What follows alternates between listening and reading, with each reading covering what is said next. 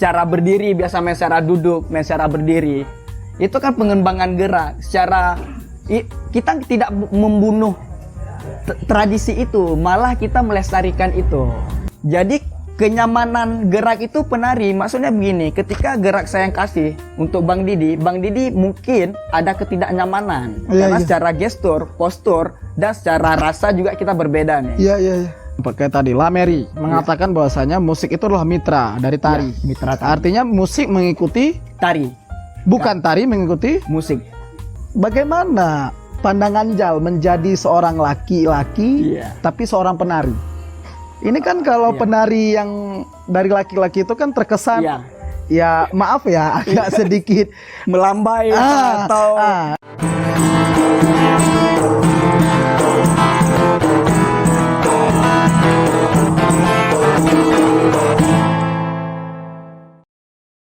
ya. Dalam kesempatan ini Rajut Project kehadiran salah satu legend of the people ISBI Aceh, Bung Jal. Iya, Bang Didi. Biasanya kan kalau sama Bung Jal ini kan kita ngobrol di Banda Aceh, di warung kopi. Nah, dalam kesempatan ini kita bisa hadirkan Bung Jal di konten kita nih. Nah, tentu Bung Jal kita kan pernah kenalan pertama kali di Banda Aceh. Banda Aceh. Di Banda Aceh waktu Parade Teater Nasional. Iya. Tahun berapa dulu? 2018. Nah, waktu pertama aku kenal Bung Jal, waktu itu aku pikir Bung Jal anak teater. Rupanya beda ranahnya. Iya. Ranahnya beda gitu. Nah, waktu aku tahu hari besoknya Bung Jal itu bukan anak teater tapi lebih ke anak tari. Dan melihat geliatnya Bung Jal ini agak tangannya melintik-lintik sedikit. Nah, pertama coba perkenalkan diri dulu gitu. Oke. Jadi sebetulnya nama panjangnya M. Safrizal. Kawan-kawan sih sering memanggil Dekjal, Jal, Ijal, atau Bang Dekjal, Bang Jal. Lumayan ribut sih, tapi Dekjal sendiri ya, karena kawan-kawan sering manggil Dekjal ya Dekjal aja gitu. Iya, berarti lebih familiarnya Dekjal. Dekjal. Nggak usah panggil Bung Jal. Ya, Bung Jal terlalu seperti pemain bola di kita. Komentator bola.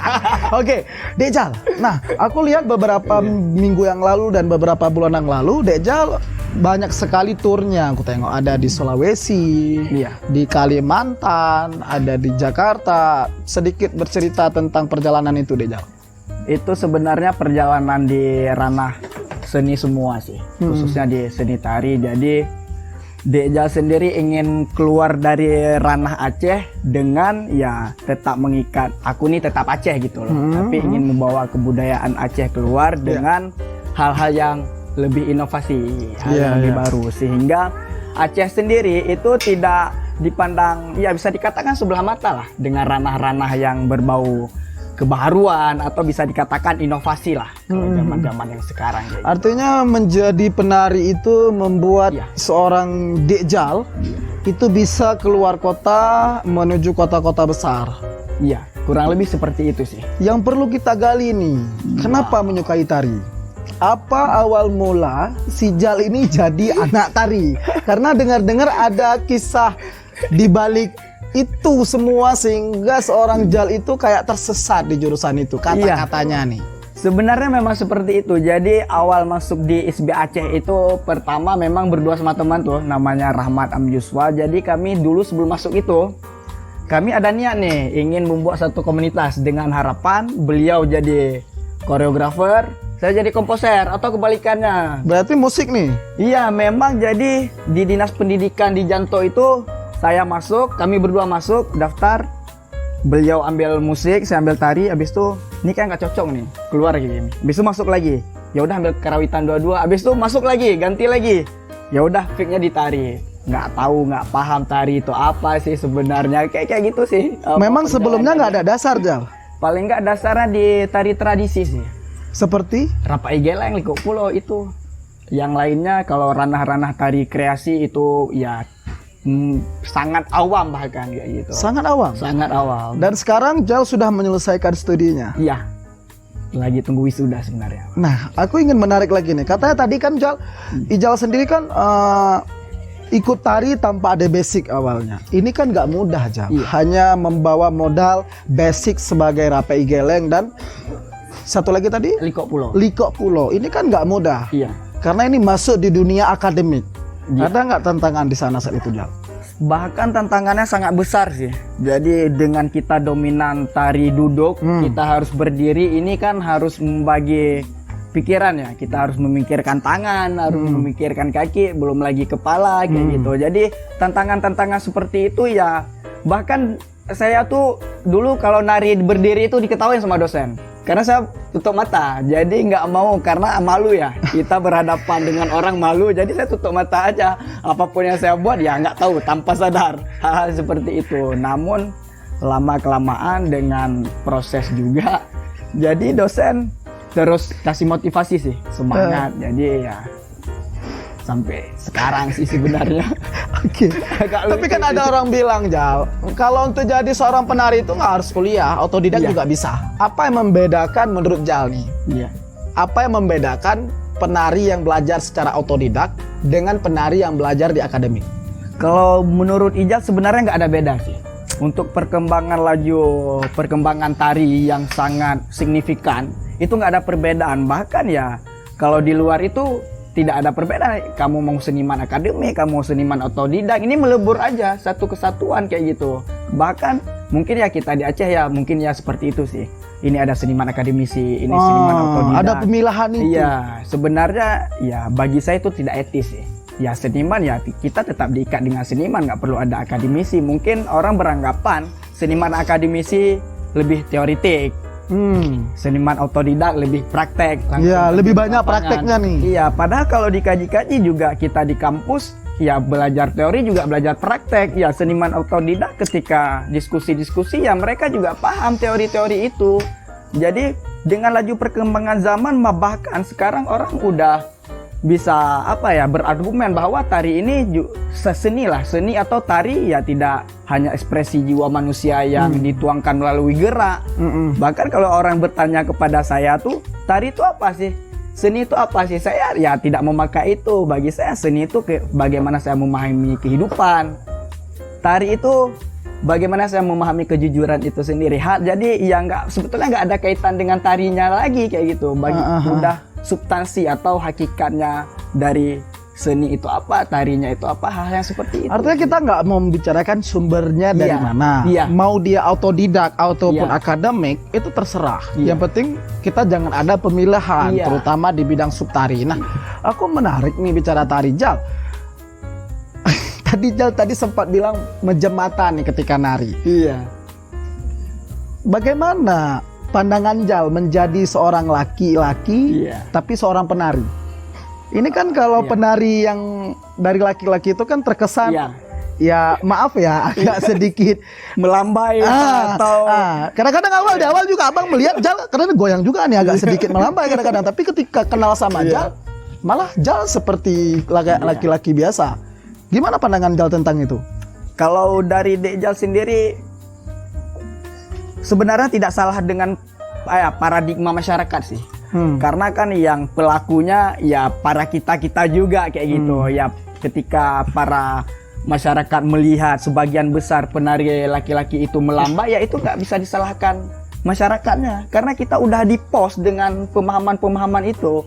Jadi sebenarnya ini menjadi tantangan baru sih, menarik bahwa punya loh penari laki-laki itu yang tulen. Bahkan kalau kita merujuk ke beberapa koreografer yang sangat handal, mereka jarang ada yang gemulai. Contoh Eko Supriyanto itu koreografer Asian Games kalau tidak salah di Jakarta dulu ya, dan Palembang. Habis itu Ari Ersandi, Otniel Tasman, Rianto. Yang mereka tidak ada yang benar-benar harus pakai lipstick kecuali di pementasan yang memang tarinya yang memang diangkat tentang misalnya feminisme atau maskulin atau hal-hal yang berbau dengan itu sih. Jadi itu tantangan baru sebenarnya. Sebenarnya lebih ke personalnya ya, bukan personalnya. Bicara basicnya di tari atau bukan. Karena seperti Jal bilang koreografi ya dibilangin dalam tari. Koreografer itu malah tidak ada yang gemulai. Iya, jarang sih ada yang gemulai. Bahkan yang gemulai ini kalau kita petakan secara garis besar, ini malah ya orang yang kalau saya agak kasar sih sebenarnya, yang merusak itu sendiri sih kayak gitu. Jadinya kan etis tidak etis kan. Jadi tapi harus seperti itu sebenarnya. Karena kan Nah, oke lah. Baik. Nah, tapi kan secara gestur, aku juga melihat Jal terbawa nih sedikit, gerak badannya agak sedikit. Iya. Bermain badannya, ekspresinya juga ketika ngomong. Memang seperti itu sih, karena kan dengan apa ya, postur atau di pos dengan proses-proses latihan kan lumayan berat. Kami ada juga olah tubuh, olah rasa itu atau olah mimik lah, seperti lah di seni-seni pertunjukan lainnya. Iya. Itu juga ada, makanya beberapa gestur tubuh itu terbawa. Apalagi ya kita di Aceh itu terlalu banyak berkomunikasi intens dengan para penari-penari perempuan, karena mengingat penari di Aceh itu sangat jarang penari laki-laki. Jadi mau tidak mau ya kita harus berkomunikasi dengan para laki-laki yang setengah, para perempuan tulen, atau para laki-laki tulen. Itu menjadi melebur lah sekarang, melebur kayak gitu aja. Makanya mungkin untuk penyesuaian secara emosional harus dibawa gaya-gaya melintik-lintiknya gitu-gitu Iya. sedikit lah ya. Kurang lebih seperti itu sih. Tapi saya tulen, Bang. Nah, ada stempelnya. Ada stempel. Nah, persentase nih di ISB Aceh sendiri, Bener. apa sama berapa? Maksudnya begini, jumlah penari laki-laki meningkat nggak setiap tahunnya? Malah berkurang sih. Itu yang patut disayangkan sih, berkurang. Yang laki-laki tulennya ya, itu berkurang. Iya. Menurut Jal kenapa? Paradigma masyarakat sih. Orang ketika menganggap tari itu kan pasti cewek tuh. Iya. Kalau di Aceh, menganggap tari itu yang patut ditarikan oleh cewek. Padahal ketika kita melihat dari sudut pandang yang lain, di Aceh sendiri itu umur cewek berkesenian dengan laki-laki itu agak pendek perempuan. Perempuan ketika dia sudah menikah, sebagian besar dia berhenti menari. Oh, iya. Iya, kalau cowok kan enggak. Mau dia sebelum menikah, sesudah menikah, bahkan sampai tua kita juga banyak sih penari-penari, contohnya penari sejati lah. Tapi penari cewek sendiri kan nggak pernah kita lihat tuh. Penari laut misalnya, ada yang umur 50, 60 nggak ada. Make up susah. Iya. Hal-hal seperti itu sih. Jadi paradigma itu sebenarnya yang kita dan kawan-kawan juga harus memunculkan kembali bahwa ya ketika berbicara tari bukan hanya perempuan tapi laki-laki juga kayak gitu. Artinya kalau laki-laki ini umur produktifnya dalam berkarya lebih panjang dibandingkan perempuan. Baik itu di kesenian tari lah terkhususnya. Benar. Ini sebenarnya kan peluang, tapi aku melihat ada keraguan-raguan.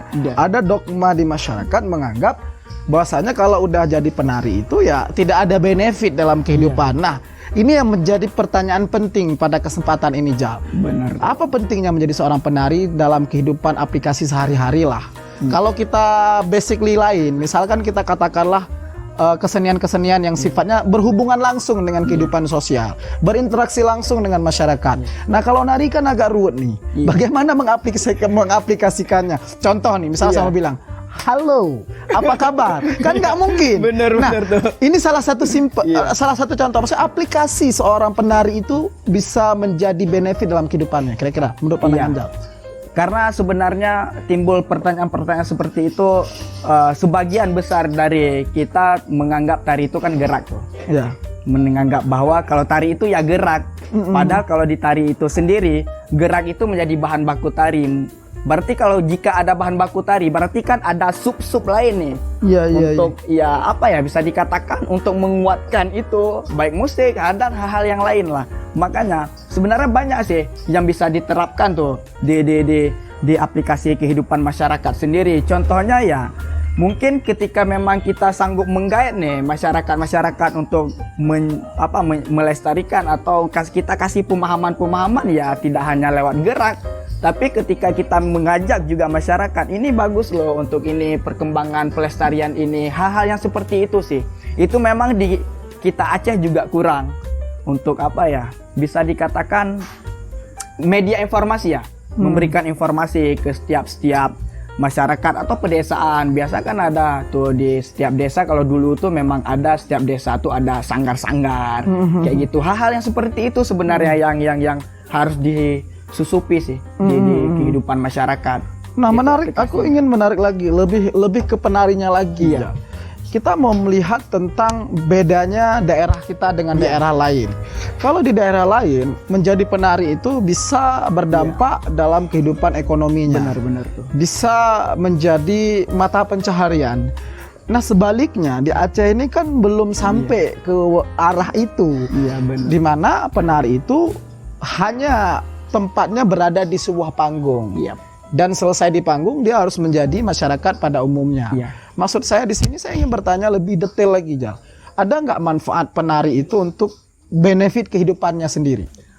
Kalau bagi saya itu sangat banyak sih. Karena kan seperti yang Bang Didi katakan tadi, tari itu menjadi sampingan kan. Iya. Kalau di daerah luar itu menjadi pekerjaan tetapnya. Sebetulnya itu akan menjadi branding juga di Aceh ketika memang ini sudah pemahaman paradigma kita sudah luas dan kita sanggup menerima hal-hal yang baru dan tetap memfilter memfilter hal-hal yang terbaru itu bakalan ketemu hal yang seperti itu. Contohnya mungkin seperti inilah. Ketika saya membuat satu komunitas, saya bisa bekerja loh di situ. Maksudnya ya les lah, mungkin kan les seperti itu. Kalau orang luar kan suka membuat les. Ada satu komunitas mereka misalnya les olah tubuh atau les olah tubuh, dari situ dia dipungut misalnya biaya untuk satu pertemuan 100.000 misalnya atau per paket. Itu kan menjadi menjadi pekerjaan kita sehari-hari di daerah luar Aceh. Kebanyakan yang seperti itu. Mereka membuat komunitas atau individu, misalnya saya membuat satu flyer membuka tentang kelas-kelas, dari situ hal-hal. Jadi itu yang harus dibiasakan sebenarnya. Hal-hal yang terbaru itu menurut saya itu sudah sangat layak untuk diterapkan di sini di Aceh. Nah, Jal sendiri kan sudah melalang buana di Indonesia.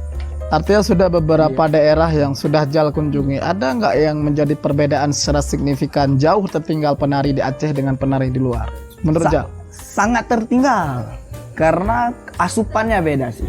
Kalau kita penari Aceh asupannya kan gerak nih, gerak. Jadi kalau di luar itu tidak, mereka malah membalikkan itu ya.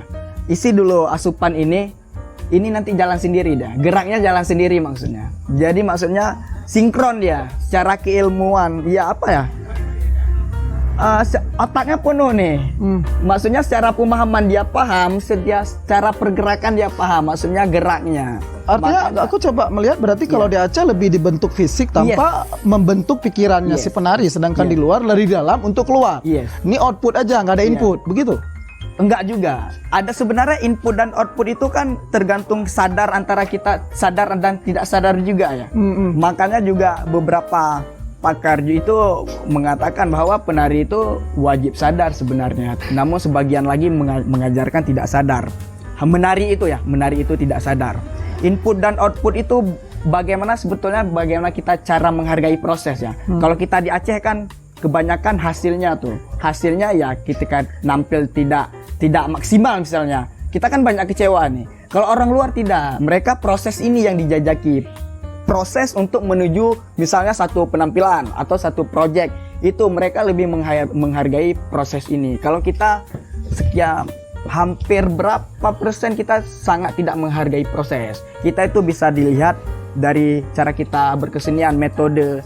Kalau di Aceh sendiri ketika kita dikatakan koreografer, itu pure koreografer yang membuat gerak, mencari ide gagasan, membuat konsep dan hal lainnya. Tapi metode orang-orang luar itu tidak. Mereka melebur lah.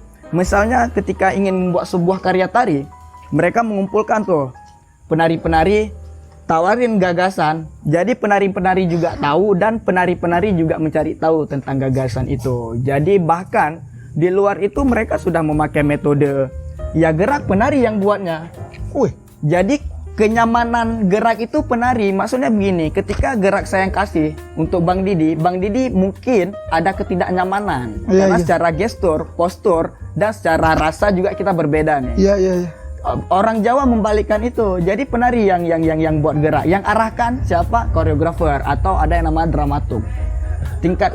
Maksudnya wilayah-wilayah seperti itu yang kita kurang masih kalau di Aceh ini. Itu yang sebenarnya yang harus kita godok sama-sama sih untuk kemajuan perkembangan yang ada di Aceh. Dan itu tantangan kita bersama Iya, begitu kira-kira. sangat tantangan. Malah saya sangat ngefan dengan Ayu Permatasari. Jadi orang Lampung, dia S2 di Jogja. Cak Ayu itu ketika ingin membuat sebuah karya tari sudah rampung karyanya, bisa dikatakan 80% lah karya sudah rampung. Beliau selalu mengundang beberapa seniman. Bukan hanya seniman tari, seniman rupa, seniman karawitan, musik, teater, bagian-bagian desainer, lighting. Jadi suruh nonton kayak gitu. Jadi dari situ beliau dapat koreksi itu. Hal itu, metode-metode itu kan menarik sebenarnya. Dari pandangan seni rupa bagaimana karya ini kayak gitu. Atau secara koreografi saya secara gerakan saya gimana tuh. Secara orang teater gimana, mungkin ada postur-postur yang tidak pas menurut keilmuan teater. Hal-hal yang seperti itu. Jadi udah lintas disiplin. Mungkin kalau bahasa seni kayak gitu. Jadi lintas disiplin itu juga penting sebenarnya di tari itu sendiri. Kita tidak hanya membicarakan semua tari, gerak-gerak, tidak. Oh, berarti nggak bicara hanya sebatas gerak. Iya. Nah, kalau ini menarik berarti. Aku kan memang bidang aku bukan di Benar. tari, tapi aku juga penikmat. Iya. Nah, banyak hal-hal yang aku nikmati dari sajian tari. Yang paling menarik dan yang paling meningkat signifikan sekali belakangan ini, Iya. tari kontemporer. Dan Jal berada di tari kontemporer Iya. kalau nggak salah aku. Kenapa memilih tari kontemporer? Sebenarnya tidak ingin berada di zona nyaman sih. Saya suka berada di zona tidak nyaman. Semakin banyak tantangan dengan semakin kita produktif. Dengan zona tidak nyaman berarti secara tidak langsung kita udah menerobos satu rambu-rambu di kehidupan masyarakat. Saya suka hal-hal seperti itu sih. Jadi ingin, sebenarnya kontemporer itu kan kalau di kita pandangan orang Aceh selalu merujuknya ke barat nih. Kontemporer ini balet yang angkat kaki seperti ini, padahal kan enggak. Kontemporer itu menurut saya juga sangat simpel sih. Kita bisa mengangkat tentang kebudayaan. Misalnya di Langsa ini sendiri ada ritual, misalnya ritual air ulak. Itu bisa diangkat menjadi sebuah gagasan. Itu kan kita tawaran kebudayaan kita tuh. Jadi menurut geraknya ya, kalau kita pentas di Aceh ya kita kan juga harus melihat tuh. Maksudnya kebiasaan-kebiasaan kita orang Aceh, nggak mungkin kita terlalu membuat yang ya level lah, mungkin ya bisa kita katakan level di atas, tapi ya sesuaiin lah kayak gitu. Hal seperti itu sebenarnya menjadi tantangan kita bersama. Namun aku melihat kehadiran tari kontemporer ini juga menjadi sebuah tari yang bebas masuk kemanapun, ke wilayah apapun. Tapi di sini kan ada tari tradisi, Jal. Apa nggak akan terjadi gesekan itu, Jal? Enggak, sebenarnya tradisi itu menjadi basic. Kalau kalau misalnya secara tarinya itu menjadi basic gerak. Misalnya ketika tari Rapa Igeleng kan pasti geraknya gini ya, gini. Tapi ketika memang kita mengambil basic geraknya, ya gini aja sampai 1 jam juga nggak apa-apa sih. Ini kan basic gerak nih jadinya. Atau pengembangan secara berdiri, biasa main secara duduk, main secara berdiri. Itu kan pengembangan gerak. Kita tidak membunuh tradisi itu, malah kita melestarikan itu. Karena kan saya pernah mendengar kata-kata Eko Supriyanto, ketika tradisi itu tidak berubah, tidak mengikuti perkembangan zaman, seni tradisi itu sekarang ada di museum. Contohnya lah, tari sedati. Dulu kita memainkan tari sedati itu semalam suntuk, tunang bahasa kita. Bahkan ada yang battle lagi kan. Sekarang mana ada sedati lagi yang ada seperti itu? Bahkan ada yang 7 menit, 5 menit, 10 menit. Apakah itu bisa dikatakan tari tradisi? Hal-hal yang seperti itu juga sebenarnya kita harus mempertanyakan ulang sih. Hal-hal seperti itu kecil memang, tapi menjadi efek yang besar sebenarnya pemahaman-pemahaman kayak gitu. Kan kebanyakan tari tradisi yang ada di Aceh permainan kan tunang semua semalam suntuk. Mulai setelah Isya sampai jam 3 dini hari nanti. Seperti itu. Tapi kan sekarang tidak kita temukan lagi. Contohnya ketika memang ada lomba tari tradisi misalnya, tari tradisi Rapa Igeleng. Ketika kita harus merujuk ke benar-benar tari tradisinya, ada nggak? Sekarang tidak ada. Berarti ya 1 bulan kita harus buat tari tradisinya itu lagi. Seperti itu. Karena kan secara tidak langsung seni dan budaya itu kan hadir dari masyarakat untuk masyarakat. Jadi semakin laju perkembangan kehidupan masyarakat, seni itu tetap berkembang. Lalu Karena di dia- sana ada, oke, fine. Iya. Berarti ada tradisi, ada kontemporer. Nah di tengah itu ada lagi tari kreasi. Iya. Ini hukum kaitnya macam mana ini kira-kira? Kalau kita di Aceh sebenarnya membeda-bedakan konteksnya, tapi kalau Tradisi di luar, kreasi itu beda iya. gitu. Sebenarnya kalau di luar itu nggak ada ya tari-tari kreasi. Ada sih, orang sering mengatakan kalau misalnya ada event, tapi kalau pemahaman-pemahaman orang yang lebih urban biasanya itu ya nggak ada. Misalnya ya tari aja kayak gitu. Malah orang juga tidak mau menyebutkan tari tradisi sih, karena kan tradisi itu masa lampau kan, ketika dimainkan masa sekarang jadi dia juga jadi kontemporer kayak itu. Oh begitu. Hal-hal yang seperti itu juga menjadi polemik. Bukan polemik sih sebenarnya, kita di Aceh kita kurang asupan pengetahuan dengan hal-hal yang seperti itu. Ya karena aku sering dengar Iya. di sebuah kompetisi tari, kalau ada kompetisi tari tradisi, tiba-tiba ada gerak yang berbeda itu dianggap tari kreasi. Iya. Lalu udah geraknya udah beda lagi, itu Kontemporer. jatuhnya ke kontemporer. Nah, Padahal- sekat ini kan muncul dari kita-kita yang awam Iya. mengetahui tentang tari. Benar. Menurut pandangan Jal, ini harus seperti ini terus atau memang harus ada sebuah sejenis klarifikasi lah? Ada nggak kira-kira pandangan? Sebenarnya juga nggak perlu diklarifikasikan. Maksudnya kalau saya itu ya tergantung individual orang. Saya tidak mau mengkotak-kotakan. Kita harus mesamaratakan semua pemikiran orang, tidak. Semakin banyak polemik, semakin banyak tantangan, sebenarnya itu semakin bagus untuk kita mencari-cari ruang. Kalau tari kreasi kan secara cara pemahamannya kan pengembangan tuh. Tari ya pengembangan dari tari Tradisi. tradisi kayak gitu. Kalau tari kontemporer kan bentuknya sesaat. Misalnya ketika saya buat begini, ini udah bahkan menjadi kontemporer, tapi tidak kontemporer ketika besoknya atau persekian detik, karena dia bentuknya sesaat dan pada masa itu. Wow, rupanya ruang lingkup tari itu Iya. sangat banyak. Iya. Dan kalau diulik-ulik banyak sekali yang bisa kita kaji. Bahkan ketika memang tari seperti Ranu Ampuan lah, atau seperti Ranu Ranu Ampuan, ya, Ranu Lampuan, Ratu Jaro, Ah. dia sudah lestari berkembang dengan sedemikian rupa.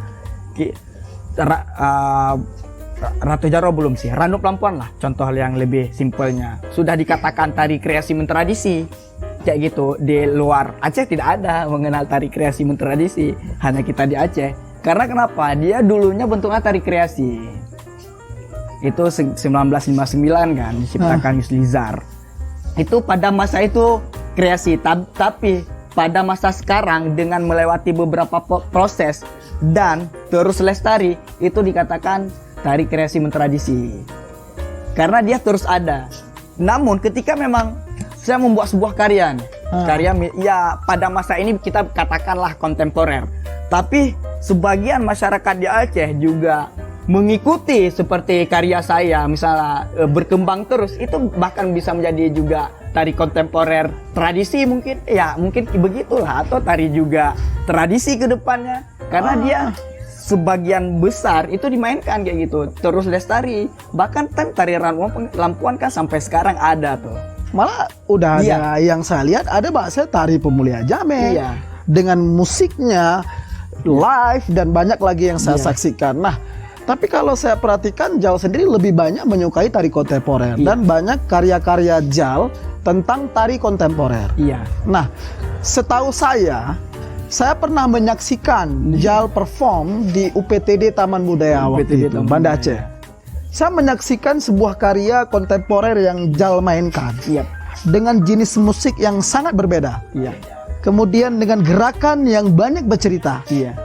Ada kisah di balik itu. Berarti setiap tari kontemporer apakah harus mengangkat sebuah kisah ataupun cuman sebuah eksplorasi?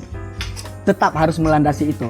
Kalau tahapan kan, berbicara tahapan kan sangat banyak tuh. Bahkan ya di buku juga beda orang juga beda pemahaman, beda metodenya. Cuman kalau kita di kampus itu tetap merujuk pada 5 tes tema namanya. Ada pentingkah gagasan itu diangkat konsepnya, atau tarinya pentingkah, habis itu input output lah, habis itu pesan kesan, dan yang kedua lagi saya lupa. Intinya itu mencakup semua sih.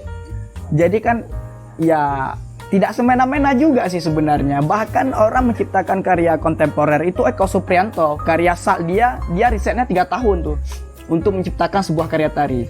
dia harus menyelam ke bawah laut, naik ke bawah laut, naik selama 3 tahun dia meriset sebuah karya tari. Dan karya itu bisa berkembang, bisa terus berkembang dia. Tidak harus mati itu, dia terus bisa diulik-ulik lagi, dibedah-bedah lagi butiran-butiran dari apa yang menarik dari sini, apa yang menarik dari sini kayak gitu, dengan satu kita katakan mungkin gagasan sih.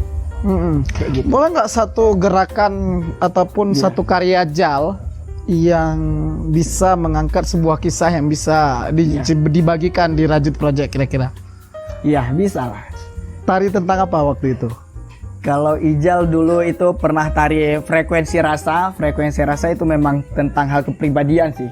Memang ya butuh tentang kepribadian, karena Ijal juga sendiri butuh kejujuran dalam berkarya kayak gitu. Ijal pernah mengingat dosen mengatakan, berkarya itu harus jujur. Ketika kamu tidak jujur, berarti kamu tidak merdeka dalam berkarya. Itu Ijal sangat ingat. Makanya Ijal motivasi, timbul adrenalin untuk mengangkatkan karya frekuensi rasa. Itu karya itu gagasannya tentang broken home sih.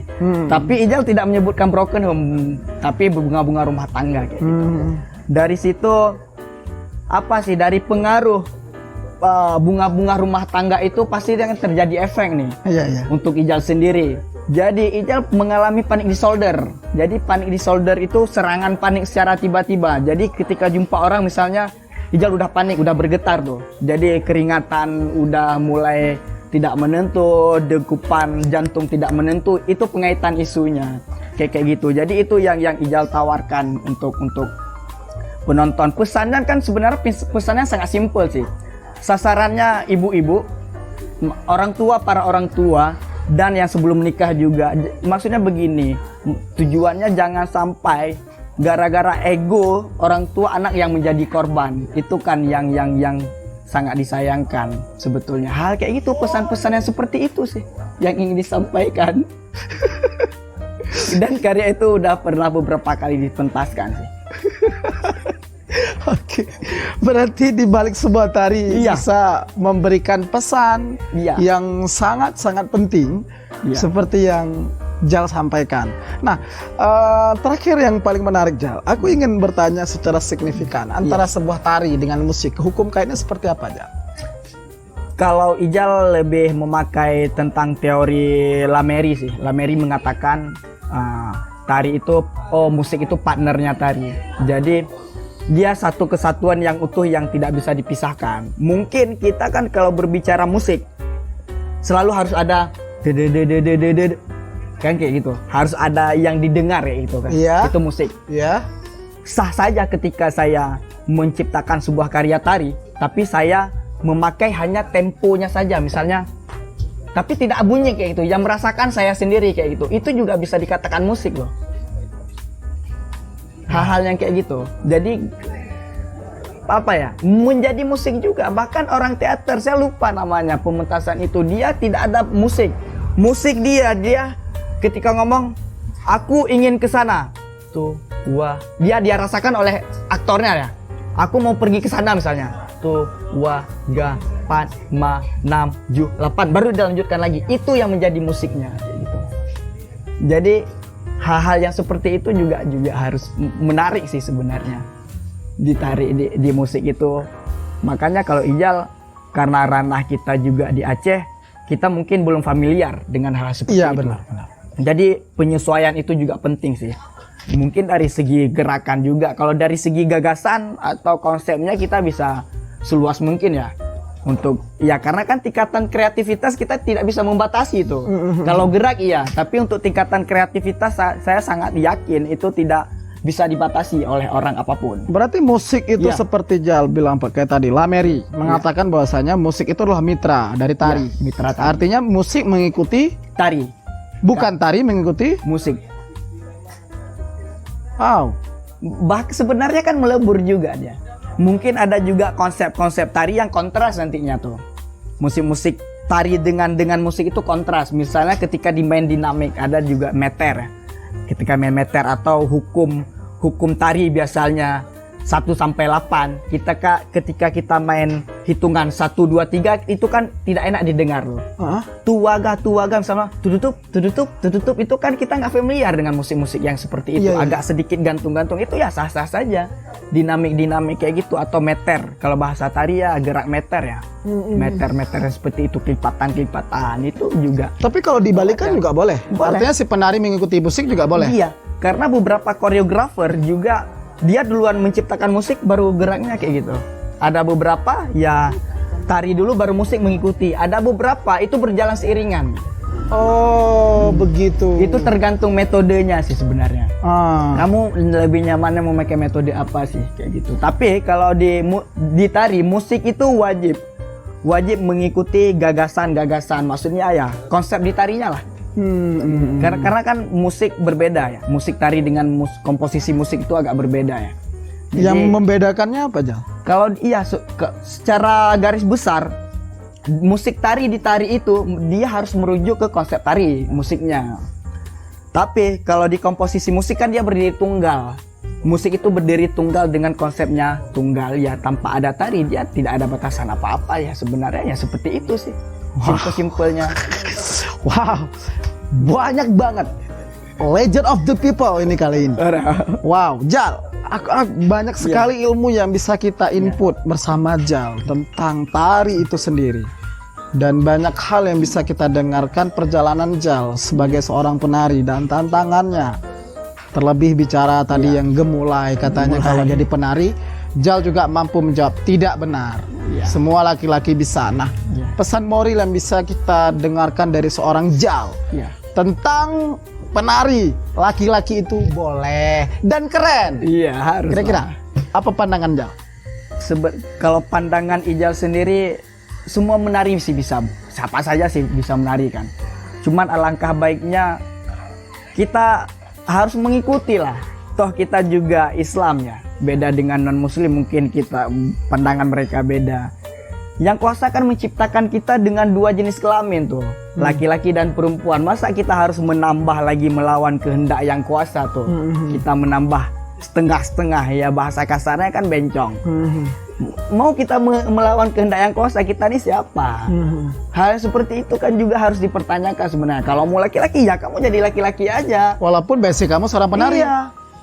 Harus seperti itu. Perempuan ya kamu perempuan aja, kecuali ya kamu secara profesional mungkin iya juga ya. Maksudnya begini, ketika saya mengangkat konsep tentang feminisme, mungkin tentang keperempuanan yang ditarikan oleh laki-laki, itu ya tidak apa-apa. Itu kan hanya sebatas profesional. Tapi secara kita di luar, jiwa dan raga kita tulen loh kayak gitu. Artinya jangan salahkan kesenian tari itu membuat laki-laki itu berubah. Karena laki-laki itu tergantung pada dirinya sendiri.